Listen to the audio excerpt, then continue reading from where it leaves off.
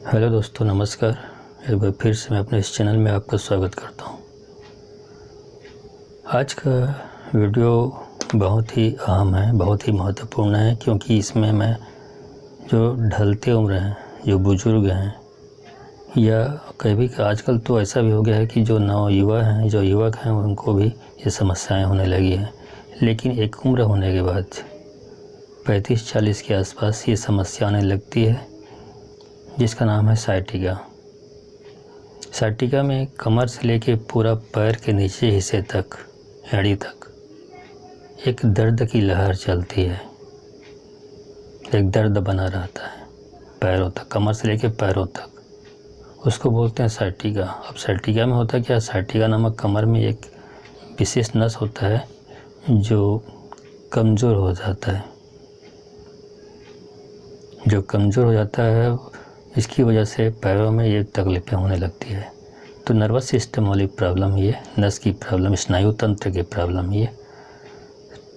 तो पहली बात क्या आता है, साइटिका होता क्यों है? तो साइटिका इसीलिए होता है क्योंकि हम अपने जो खाने पीने में परहेज़ नहीं करते, जैसे मन में आए वैसे खाते रहते हैं, तो और सही तरीके से सही समय पर शौच नहीं जाते हैं, टॉयलेट नहीं जाते हैं। तो एक तो सही समय पर खाना नहीं पचता, उल्टे पुल्टे खाने से अपच की समस्या उत्पन्न होती है।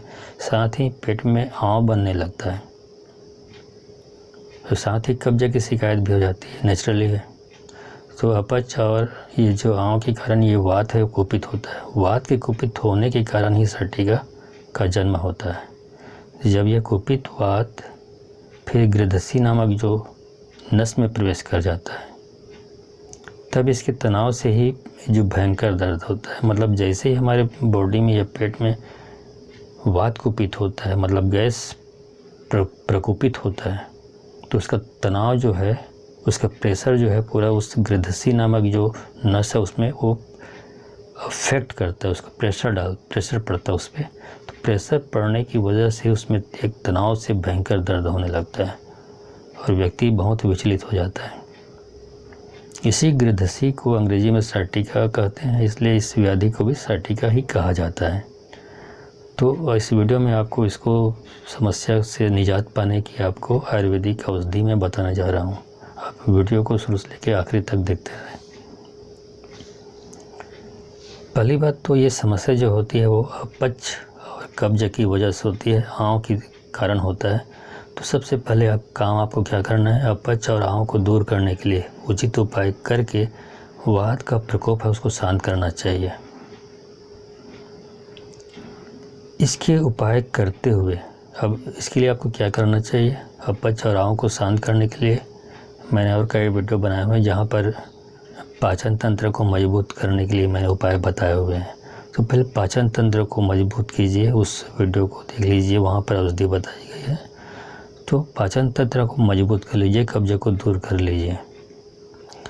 और कब्ज को दूर जब हो जाता है उसके बाद फिर जो साइटिका की आपको शमन करने के लिए आपको औषधि इस्तेमाल करना पड़ेगा।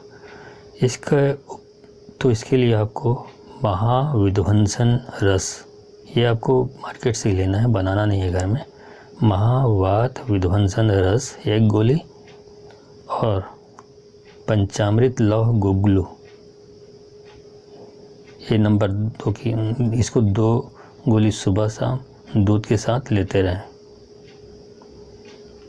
इसके साथ महारसनादि काढ़ा और पुनर्नवाशव, ये दोनों को एक साथ 2-2 चम्मच आधा कप पानी में डालकर भोजन के बाद लेते रहें। इसके साथ ही आपको महाविषगर्भ तेल और महानारायण तेल दोनों को मार्केट से ले आएं और इसको समभाग मिक्स कर लें।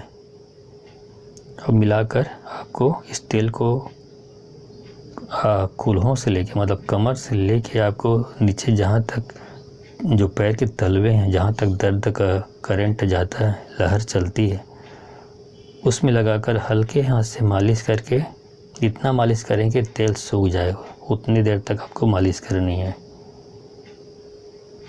इन्हें उपाय करने से जो साइटिका की समस्या है, कुछ दिन तक हम इस प्रयोग को करते रहने से साइटिका की जो प्रॉब्लम है वो दूर हो जाती है और हम रोगों से मुक्त हो जाते हैं और स्वस्थ हो जाते हैं। धन्यवाद।